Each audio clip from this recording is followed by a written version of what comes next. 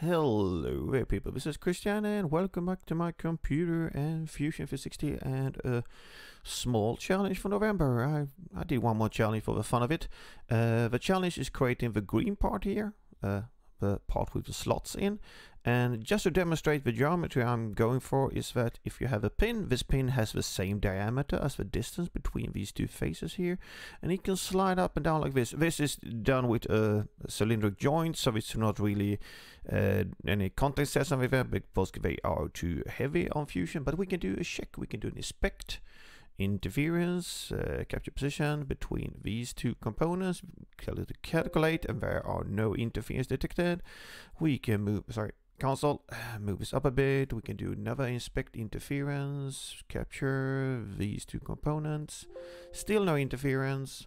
It's the same thing, we ram it all the way up, inspect interference, capture position, these two, no interference, console is without position. The reverse position, I'm going to hide that component. So the drawing I have is just for this here. So the aim is to do these slots here, and there are 5 of them. So I'm going to bring up a drawing here and make a full screen. So I'm going to leave it up for a while now. So you who wants to have a drawing, please do a screen capture. I will not post the image somewhere else because they are get removed after a while. So the easiest thing is you just do a screen capture. The full height of a part is 80 millimeters. The distance from center to center of these circular shapes here are 50. It's an 8 millimeter radius, or the pin has a 60 millimeters diameter.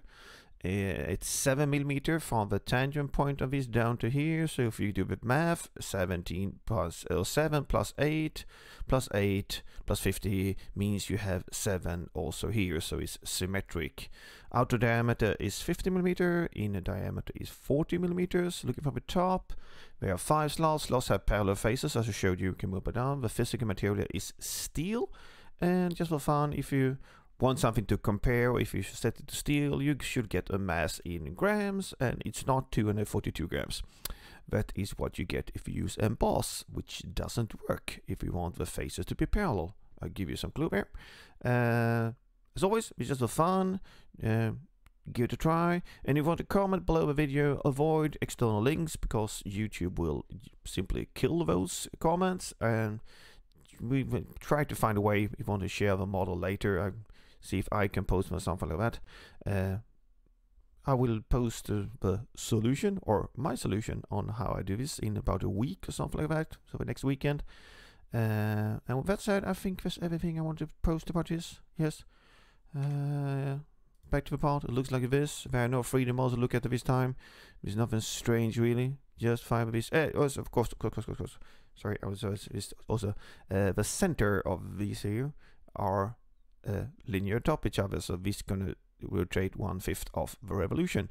So I think I've covered everything. You have an image here, screen capture it, have some fun, and have a good Sunday. See you around. Goodbye.